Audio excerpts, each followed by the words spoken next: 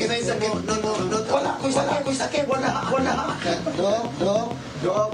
Kasi sakit mo. Mahilig ka pagkuhan. Sanay cheekbone. Oh, okay lang. Naman ka ginhawa. Wala diha. Dili ko face.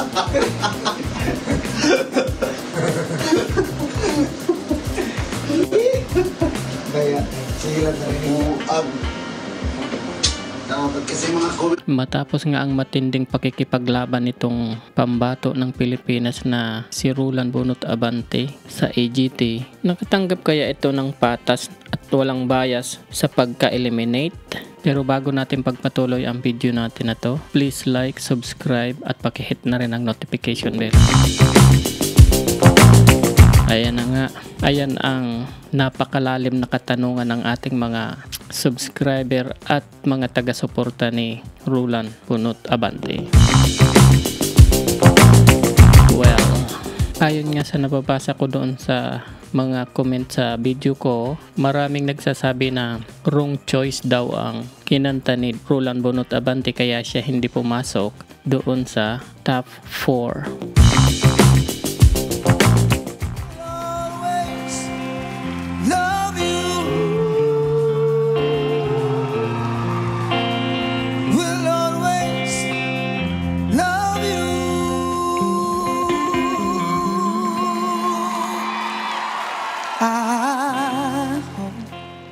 Sa palagay ko nga, parang hindi talaga nababaga yung boses niya doon. Kasi mas bagay talaga yung Michael Bolton para sa husky niya na boses.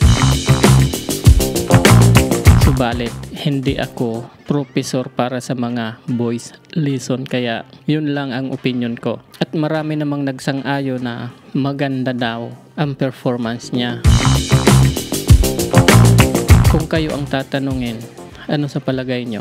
Subalit pagdating doon sa judges, sa palagay ko naman nakatanggap siya ng tama at walang bias. Ngunit sa dami ng iba-ibang klase na talent mayroon doon, hindi natin alam kung ano ang hinahanap nila at kung sino ang magaling sa paningin ng mga judge na ito. Mga huradong sina Awi Mendel, Simon Cowell at Sofia Vergara. Subalit ito ay competition. So, napakaraming magagaling at isa na doon ang ating pangbato. Subalit, iba-ibang talent mayroon ito kaya hindi natin alam kung papaano nga ba sila pumipili ng nararapat na contestant sa top 4. At kahit papano, sa tatlong Pinoy ay may naiwan pa rin tayong isang si Ana de Guzman. So, ibig sabihin, hindi naubos ang pambato ng Pilipinas. Kaya, please support Ana de Guzman. Isa po siyang magician. Subalit, alam naman natin na ang pinakapaborito ng lahat ay si Roland Bunot Abante. At masaya sana kung siya ay pumasok sa final. At pang kadalasang sinisisi ng karamihan ay ang maling napiling kanta niya. Well, hindi na natin maibabalik yon. Kayo sa palagay nyo, kayong mga nakapanood ng performance ni Roland Bunot Abante, gaano nga ba siya kagaling? Nakatanggap nga ba siya ng tamang judge? Kung sa palagay nyo nakatanggap siya ng tama, pwede kayo mag-comment ng yes. At kung sa palagay nyo naman na unfair yung nangyari sa kanya, pwede kayong mag-comment ng no. Pero ito, wag nyong kalilimutan mag-like and subscribe, and see you on my next video. Bye for now.